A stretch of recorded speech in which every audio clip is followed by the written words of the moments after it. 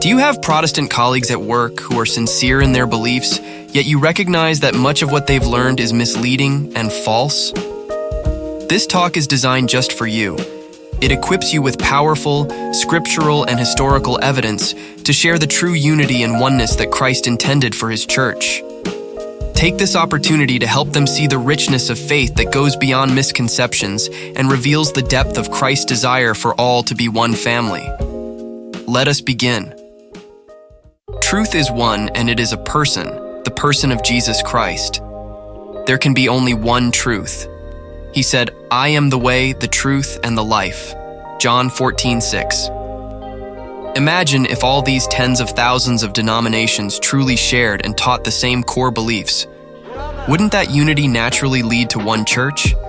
Yet, we see countless divisions within the one body of Christ. How then can we explain these thousands of splits if they each claim to hold the truth? There is only one God, one Father, one Savior, one Holy Spirit, one body of Christ, one baptism, and one faith. Ephesians 4:1-6.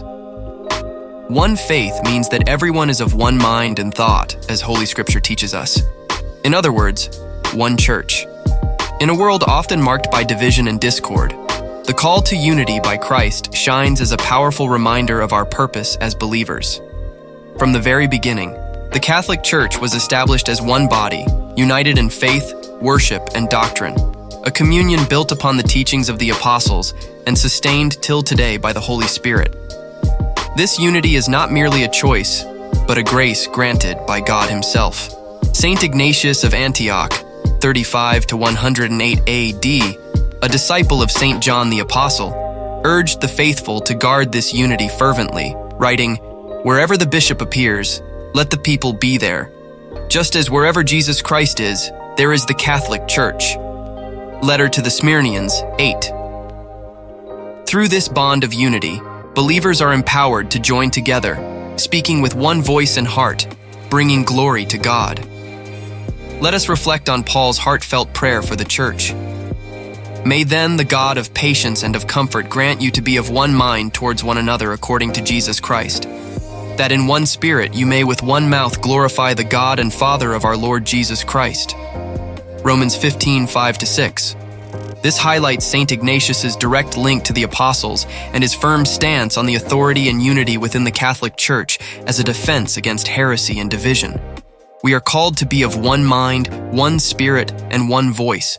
This means we are to think, believe, and speak in unity, guided by the teachings of Jesus Christ. We have the mind of Christ. 1 Corinthians 2:16. Christ is one. Christ is the one truth. If we have the mind of Christ, we have the one truth. Only let your conversation be worthy of the gospel of Christ, that whether I come and see you, or being absent may hear of you, that you stand fast in one spirit, with one mind laboring together for the faith of the gospel. Philippians 1:27. Yet again, we are reminded to be of one mind and one spirit, and to have the mind of Christ. How many times must the Word of God be repeated before we finally get the message? St. Paul writes, "I therefore, a prisoner for the Lord, beg you to lead a life worthy of the calling to which you have been called, with all lowliness and meekness, with patience, forbearing one another in love, eager to maintain the unity of the Spirit in the bond of peace. There is one body and one Spirit, just as you were called to the one hope that belongs to your call, one Lord, one faith, one baptism, God and Father of us all, who is above all and through all and in all." Ephesians 4:1-6. How many ones do you count in these few verses? St. Paul admonished us to have only one faith. Having one faith means having only one church. St. Paul continues in the same chapter, "And his gifts were that some should be apostles, some prophets, some evangelists, some pastors and teachers, to equip the saints for the work of ministry, for building up the body of Christ, until we all attain to the unity of the faith and of the knowledge of the Son of God, to mature manhood, to the measure of the stature of the fullness of Christ, so that we may no longer be children, tossed to and fro and carried about with every wind of doctrine, by the cunning of men, by their craftiness in deceitful wiles." Ephesians 4:11-15. These verses reveal how Christ grants specific roles, apostles, prophets, evangelists, pastors, and teachers, to nurture the church's unity and strength. These roles are essential for guiding believers towards spiritual maturity and cultivating a unity rooted in faith and knowledge of Christ. As the church grows, each member is strengthened against every wind of doctrine and deception, becoming more resilient in truth and love. Through this unity, the church embodies Christ's fullness, advancing his purpose for a faithful, unwavering community, fostering a church that is united and resilient against all false teachings. Even in the Old Testament, it is God's will that we may all be one. And the Lord shall be king over all the earth. In that day there shall be one Lord, and his name shall be one. Zechariah 14:9. There was only one house of God in the Old Testament, the Jewish temple in Jerusalem. I will bring them into my holy mount and will make them joyful in my house of prayer. Their holocausts and their victims shall please me upon my altar, for my house shall be called the house of prayer for all nations. Isaiah 56:7. Unless the Lord builds the house, those who build it labor in vain. Psalms 127 verse 1. What is meant by the house that the Lord builds? Notice that it is a singular house and not houses. The answer is in the New Testament. But if I tarry long, that thou mayest know how thou oughtest to behave thyself in the house of God, which is the church of the living God, the pillar and ground of the truth. 1 Timothy 3:15. God the Father, God the Son, Jesus Christ, the Holy Spirit, and St. Paul in Holy Scripture all clearly demand unity in faith. So the question must be asked, how is it possible that there are over 40,000 different Protestant denominations, each one teaching something contradictory? This alarming proliferation of conflicting teachings emerges from the same scriptures, which were intended to convey the oneness commanded by God. Where is the oneness in this satanic divide and conquer chaos? Answer: there is none. It's time to confront the reality of this division. Are the members of those tens of thousands of sects abiding by the teaching of Holy Scripture? Isn't it obvious that they are not? Since Martin Luther's separation from the one, holy, Catholic, and Apostolic Church, Protestantism has led to tens of thousands of divisions within the body of Christ. Can someone explain which part of one is so difficult to understand? Jesus prayed, I do not pray for these only, but also for those who believe in me through their word, that they may all be one, even as thou, Father, art in me and I in thee, that they also may be one in us, so that the world may believe that thou hast sent me.